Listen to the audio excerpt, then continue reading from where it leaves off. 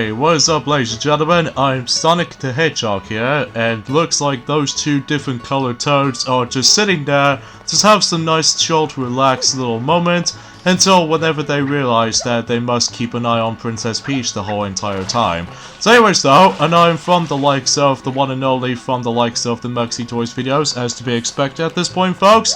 Ladies and gentlemen, welcome back for some more of Let's Play of Super Mario Sunshine for the Nintendo GameCube.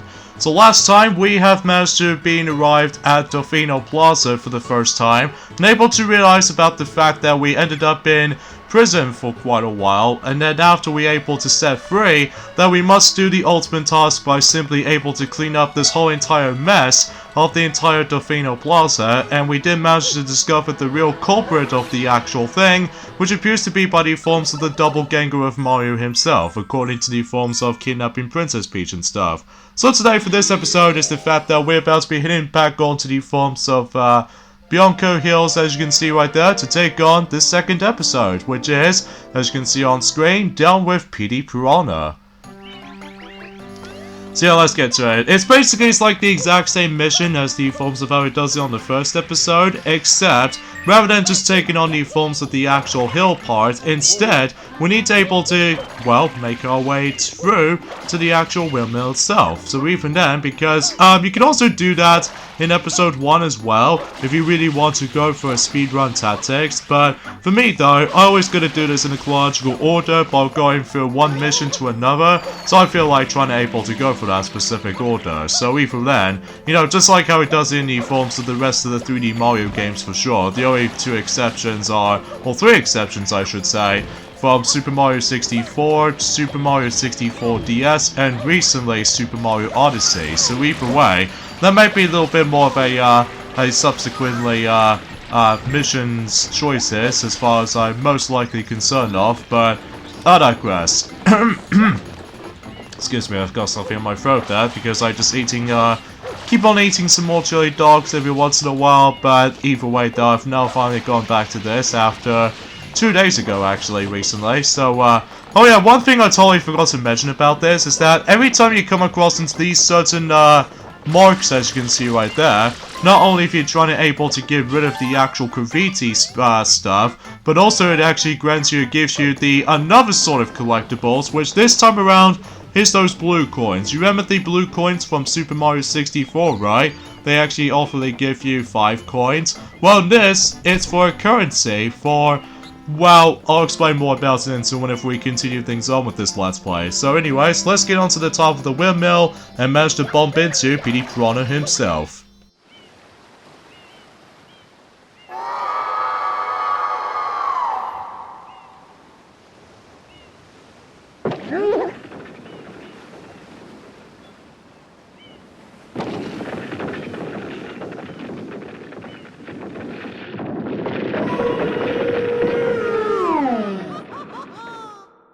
And soon enough, we ended up on the next boss fight in this game, which appears to be none other than Petey Piranha himself, which, kind of think about it, it was his first ever debut in the actual history of Petey Piranha, which he'll become popular during the forms of the spin-off Mario games, including the Mario Party games, specifically Mario Party 10, and especially noticeable with Mario Party Star Rush, and even the Top 100, but that's just how it goes basically. So either way, what we need to do in this particular boss battle is pretty simple, because basically, you know, with the actual flood that I was going to be on about, well, we do need to able to give him some whole bunch of water. Son of a...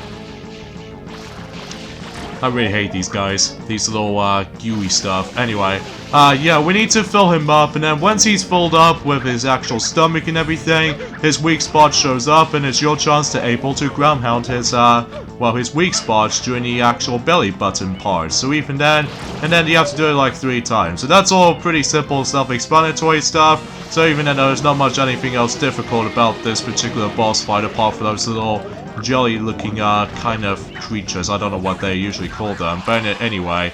So when you deal with him for about 3 ground pounds, then obviously he'll be melted, as in chocolatey flavor? I never know exactly how to explain that, but anyway. And also we got ourselves the next Shrine Sprite in addition to that. So either way, let's go ahead and, well, what the hell? I have no idea why I just managed to jump on into, but... Oh, that's kind of weird. Anyway, shine, baby! So now we're done with that, and let's go ahead and save my game quickly. So now we've got 8 shine sprites total. So even then though, we only, just managed to get started basically. So even then, let's not worry about this too much specifically right about now, because we're still going to be focusing on one course at a time. So that way it just makes things a little bit easier for ourselves, rather than just like getting ourselves lost track of ourselves. So anyways, let's head on to the next episode, which is episode 3, The Hillside Cave Secret.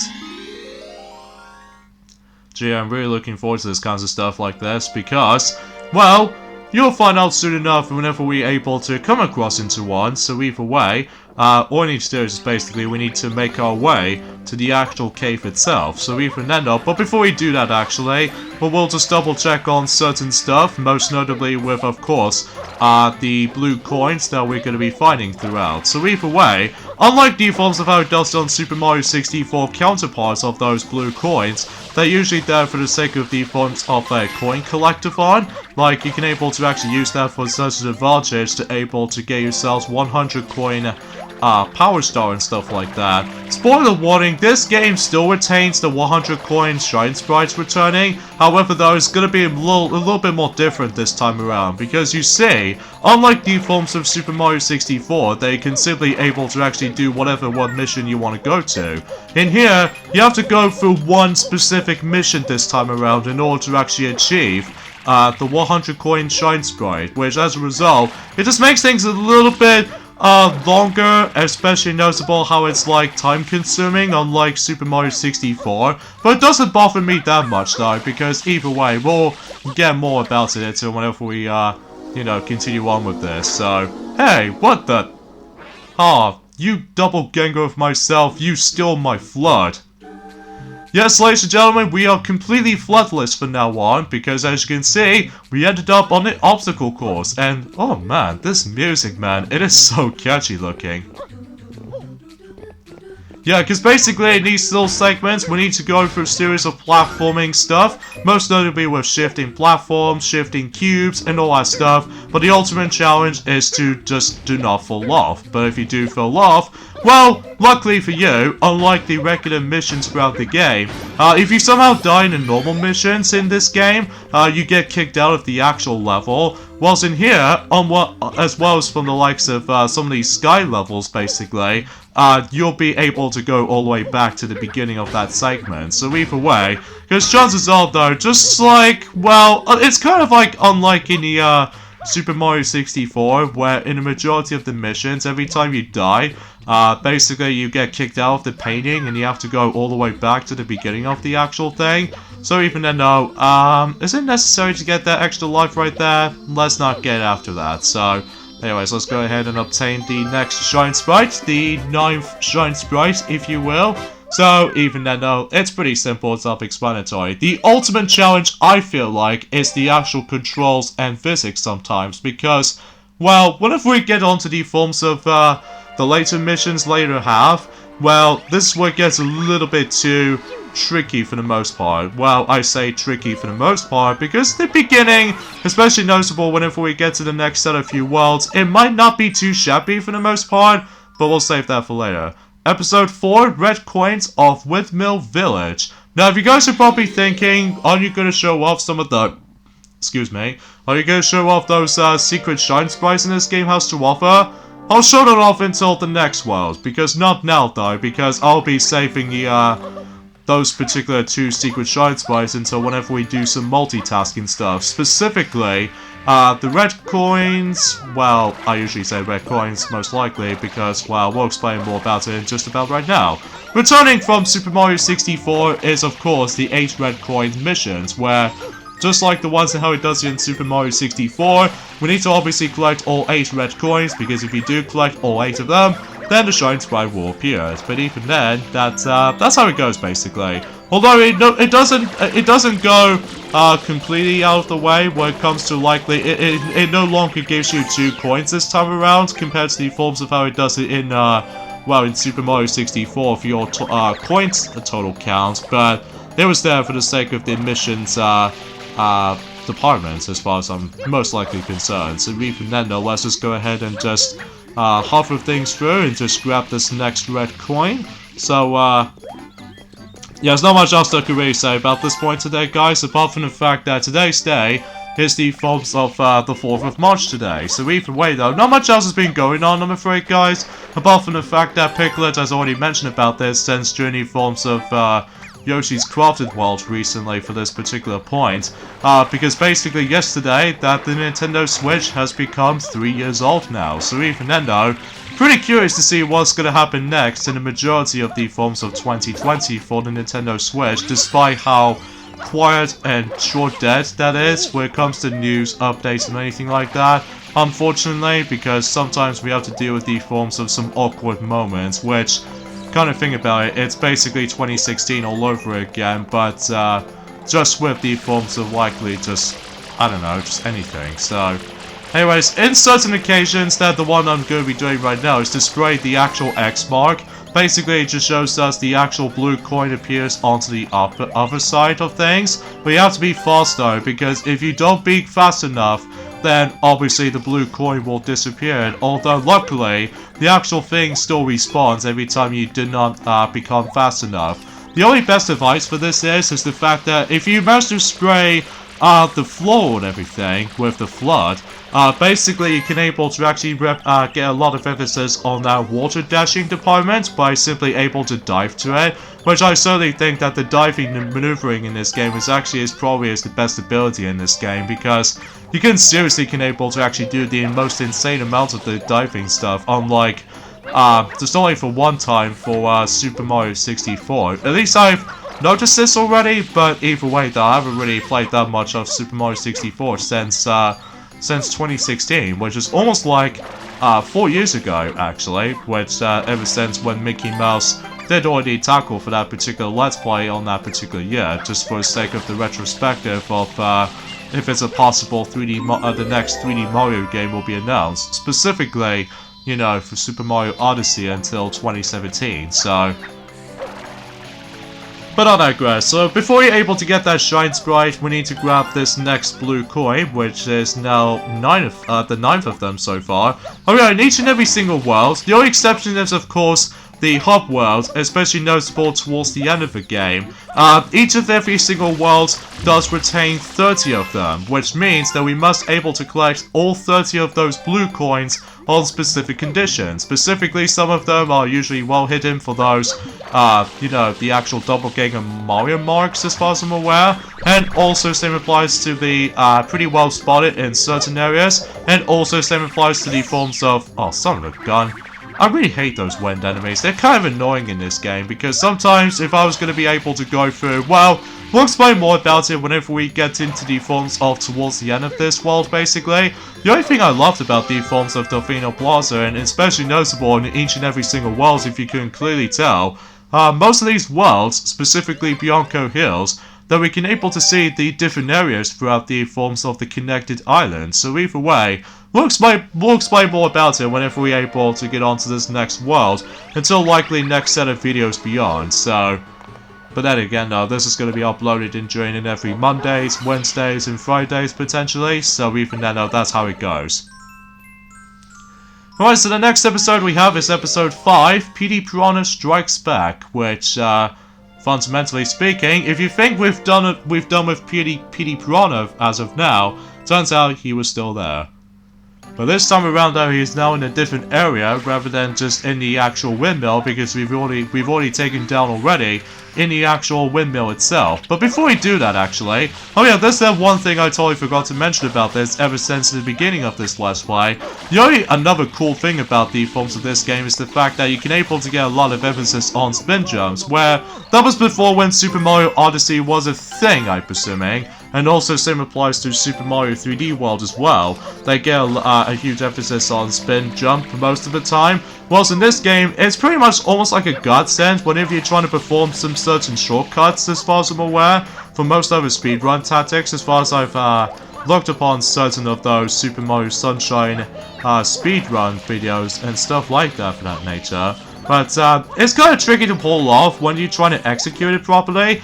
But if you're trying to execute it though, it was actually really useful to use, especially if you really want to reach certain places, specifically with those cliffs over there, or even especially noticeable with this harder to reach blue coins and occasional side of things. But either way though, we'll talk more about it whenever we get onto the forms of the harder challenges throughout. But either way, so let's just go ahead and just, oh, there's a blue coin over there. Let's just see if we can able to get the good adjustment to this little particular tightrope jump right there. So hopefully we would able to make our way for this height, I would assume. Let's try that. Oh, really? I didn't reach it far enough. Hold on. Let me, let's do this one more time, but then if I do fail one more time, then I might come back for that until whenever we're able to get onto that specific stuff. So either way though, that, yeah. Even though some people seem to ignore the blue coins until eventually whenever they complete the worlds, because otherwise though, they just don't want to able to actually get lost track of themselves, which I know is entirely different to most other players out there, but for me, I always attempt to go for my own way, which I don't know if that might be true necessarily though, but either way, let's just go ahead and just use those little things itself right there to fill up the water. Then basically, it will awaken the Petey Piranha himself, which, oh, slow down. Even though if you couldn't tell already, because this is still on 60 Hz mode, if you can clearly tell on a quality standpoint, which is fun enough as it is, but sometimes we always come across into ourselves into, oh, the pump doesn't seem to have no effects while it's moving. Okay, thanks for that, Flood. So here we go with another boss fight, except the fact that we actually fight it against with Petey Piranha for the second time, except now that he now flies around in, specifically in this part of the actual world, specifically in the town village basically, because basically he did manage to invade the actual chocolate service, as you can clearly see. Because I keep on calling it the chocolate service because seriously, the actual texture of it, it always kind of reminds me like I was trying a chocolate or something, like milk or chocolate or anything like that. I mean, seriously, what? Which I think, kind of think about it, it does the same thing for how it does it in, well, before when Mario Golf Toadstool Tour came around. Whenever when Petey Piranha becomes playable character on that game, that normally every time you come across into a double bogey, and so same applies to Petey Piranha's power shot as well in Mario Power Tennis, that he basically just managed to able to let the his tennis racket to become the actual chocolate itself, which I've no idea why I just keep on calling it that, because, anyway. So yeah, that's how it goes, basically. And even then, though, that we have not seen Petey Piranha ever since, I would say, since, Mario Tennis Aces, that he becomes a playable character in the Mario Tennis game again. So I'm assuming that was the last time he's ever been playable on, so, or in this case, the appearance of. But I digress. So the entire fight of this Petey Piranha incarnation is pretty similar to the forms of last time, except, well, the only biggest difference is now is that every time you're able to, although you still need to able to fill up the water, so that way you can able to reveal the belly button as his weak spot. But every time whenever you're trying to deal the damage on Petey Piranha, he now starts flying, which even then, in order to actually just make him go down, is by simply we need to just spray at him. So even then, because chances are you need to watch the drop shadow before you're able to actually just try to able to fill him up. And if you do manage to fill him up though, well, chances are you just have to like hope for the best trying to able to fill him up. Occasionally, if you get close to him, he might actually start summoning his this tornado attack, which you do need to avoid, so that way you don't able to actually miss your chance to able to actually spray water at him. So yeah, chances are though you might do the exact same stuff as before. So even then, accept that you have to like keep on spraying at him whenever he starts flying. So, or flapping in other words. So. Even though, kind of, relatively speaking, this will be the final time we're gonna have to come across into Petey Piranha in this game, because eventually, until Mario, well, let's just say Mario Golf Toadstool Tour, and even Mario Power Tennis, if you will, that he will become a playable character, but he will become a boss battle later on until New Super Mario Bros. Came out on the Nintendo DS. So, for those of you following through our Let's Plays of those, well, the only exception is, of course, Mario Golf Toadstool Tour, as well as Mario What? Ah, I didn't get a chance to fill him up completely? Oh, jeez. I totally forgot about that part. Oh, man. But at least we still got enough chance though, so that if eventually he opens his mouth and, well, just fill him up. And we'll finish him off for the third and the final time for the sake of the forms of trying to deal with him. And there goes Petey Piranha. But before we deal with that, before we grab the Shine Sprite, I need to grab some more water in case if I was gonna able to actually just go ahead and just try to go for something like this, so... But yeah, you get the drill for this point. Actually, you know what? Let's just forget about the actual, the flood nozzle from now on. Let's just go ahead and find one of those blue coins that has been well hidden on those, little doors right here. And, I think we should be all said and done from now on when it comes to blue coins in mind. Although, we will come back into this world until whenever we're able to get something, it usually becomes handy. Specifically, whenever we get into the middle portion of this playthrough. Well, specifically for the most part. But, that I digress. It looks like the actual Isle Delfino is slowly trying to build up the light, so we're getting there. We are definitely getting there. So let's head back in here, and oh, I remember that one time as a kid I have a lot of struggle with this mission. Episode 6, The Secret of the Dirty Lake. In this case, the second secret mission, which means that once again I think we might actually come across into ourselves the next obstacle course. With, completely filled with, floodless, as far as I'm most likely guessing, so... Because, yeah, as you can tell, that the actual lake, except for this lake right here, but the ones we need to go over is, of course, the ones we're gonna have to approach to the actual Windmill Hills or something like that. Because basically, well, we'll talk more about it whenever we approach into one. Yeah, as you can see, the actual lake is incredibly dirty, and you might need to avoid the actual dirty lake at all times, because if you somehow touch the dirty lake, chances are... Oh, there's that blue coin over there. Hang on, let me just try to grab that quickly, just for the sake of, you know, just trying to collecting stuff. So, and yeah, I promise you guys, I will eventually try to collect all the blue coins. Sure, they might be a little bit more time-consuming than the likes of how it does it in, well, in 100 coins, kind of missions like so. But then again, I will explain more about it until then. So, normally, you can able to actually get a lot of emphasis on these lily pads, as you can see. But if you manage to, land on the actual lily pads for too long, chances are they actually go completely all moldy, which you have to jump out of there quickly before you're able to get hurt by the actual dirty lake itself. Because yes, I say getting hurt by the dirty lake because the dirty lake itself does manage to hurt you. So even then you have to avoid that at all times. And then once you make it, then obviously once again will take place in the obstacle course. So, and once again we are completely floodless for the entire point. So, oh, it's this obstacle course right here. That one moment when you have to deal with the forms of, not only for the sake of blue tiles, but also the red turning tiles, which, that's the main emphasis on this stage, because basically, you need to do a little bit of a timing precise moment, where every time, you know, usually whenever the blue tile platform starts to go flip over, and then the next thing will be the red panels later on. I wonder if I can do this on the first attempt though, because I see most people seem to fail this most of the time, especially because of how the fact that, well, the ones when we're gonna get into is actually at the very end of the actual obstacle course, that we'll talk more about it whenever we're able to approach into it, so... And now we get onto the forms of the rotating cubes part. Oh, jeez! Jeez, that was close. I'm almost gonna get myself screwed over by these shifting triangles. And this is the part that most people gives a little bit of a troublesome at times, which is of course the rotational cube, as you can see right there.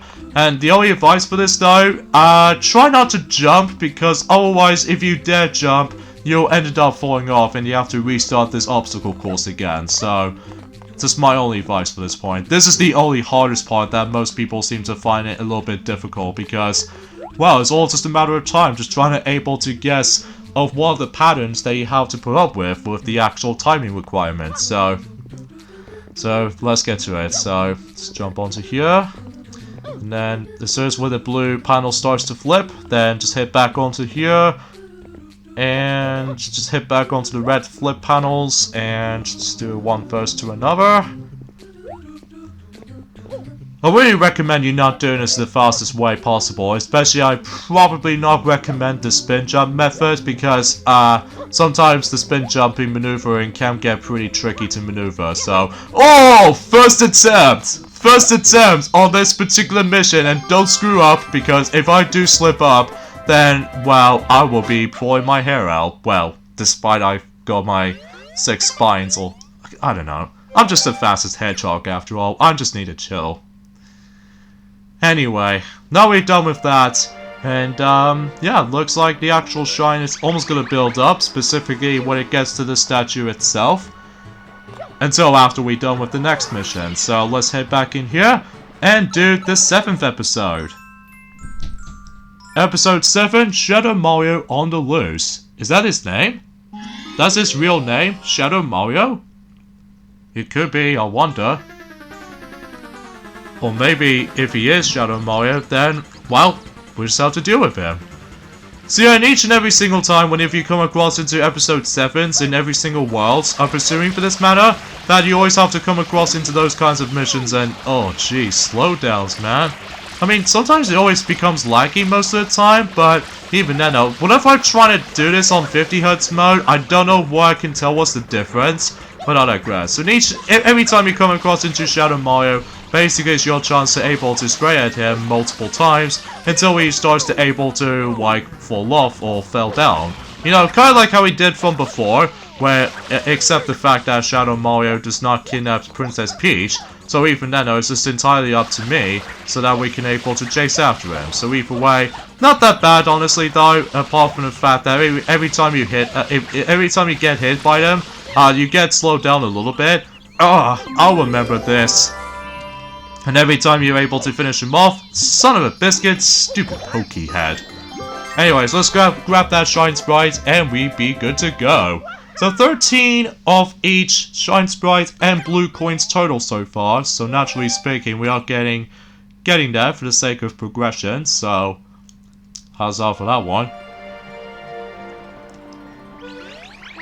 And I think, similarly to say, we're almost done with Bianco Hills basically at this point, well, apart from those Shine Sprites I have to deal with in a future time, but not now.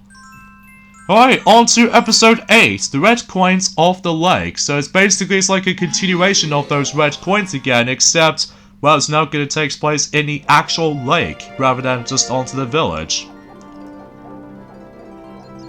And I think, fundamentally speaking, this is the final mission in the, well, specifically if you're trying to go in the main order with those numbers, basically. So even then, this might actually be the last main mission, unless if you want to count the secret Shine Sprite, which we'll get to in just a moment, as well as the 100 coin Shine Sprite mission, which we'll point it out whenever we get into it, though. So for now, we'll just have to mainly focusing on just, well, grabbing all of these, well, a whole bunch of coins, basically. Before we do that, however, though, let's not show this off right now until, likely, the next world, because, well, I'm not going to spoil things for just a moment, temporarily, but for now, let's just go ahead and just have a nice little, relaxing moment. I really do like the actual music in this game, actually. Probably the most coolest soundtrack of all ever will be in a Nintendo GameCube's lifespan or something like that, which that can be also symbolized in a later on in the game where it has like the best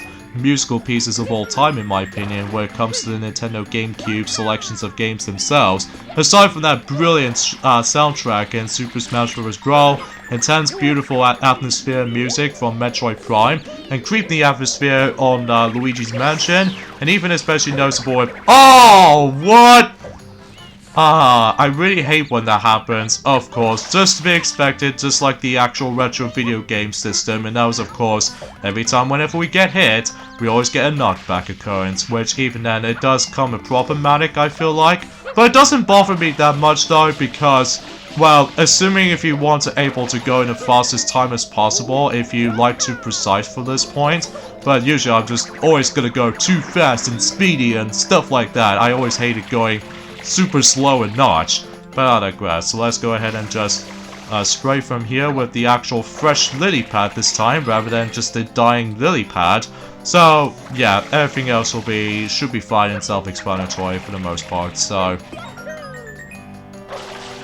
Anyway though, so let's go ahead and just try to hop onto here and well, just trying to get onto the bridge, which thankfully the bridge itself is now totally fixed, so we don't need to worry about the actual the pit or anything. So even then, let's just go ahead and continue things on. You can either just utilize the actual tight rope until you're able to get to the forms to the highest point, or you can able to do my personal favorite method, and that is of course trying to get onto the actual Windmill hill itself, and then basically you can able to actually get a lot of emphasis on several movesets. It could be either, you know, somersault, or you can able to get a lot of emphasis on spin jumps most of the time. So even then, that's what speedrunners manage to able to do that sometimes, whenever I manage to see some of these live streams most of the time, because they always love that ability so much, because that way you can get a little bit more airtime more than just basically for anything, basically. So either way, and the reason why we're going over here, because not only because of the forms of trying to grab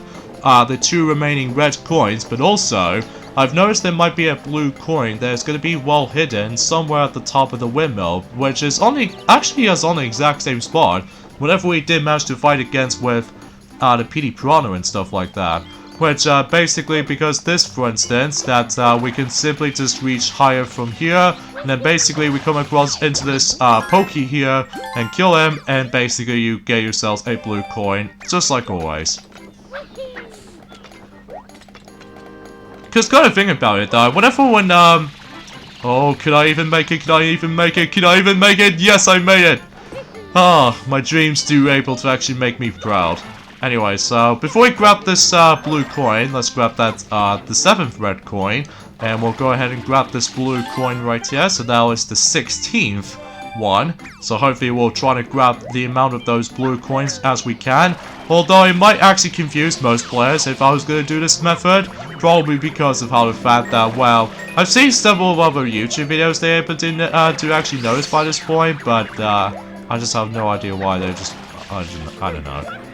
It's been such a long while since I actually did manage to play this game from time to time, but I digress. And just like always, every time you grab all the red coins, then basically a shine sprite has now appeared in the actual center of the windmill. So yeah, that's pretty interesting to say the least. And don't you dare, you stupid wind. I seriously hate that enemy sometimes. Oh, can I even make it? Oh, nice. And let's do a somersault and just back up a little, and there we go. We managed to accomplish this mission.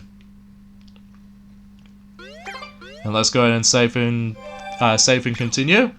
And for the most part, I think we basically deal with Bianco Hills from now on. Sure, we might come back into this world at some point later down the road, but for now, we'll take a break on that. So I guess we'll end things off here. So join me next time on Let's Play Super Mario Sunshine for the Nintendo GameCube, and that is, of course, trying to get on to the next world next time. So, excuse me, I'm really sorry about this point, fellas. So anyway, see you guys on Friday. Later, fellas. Gotta go fast.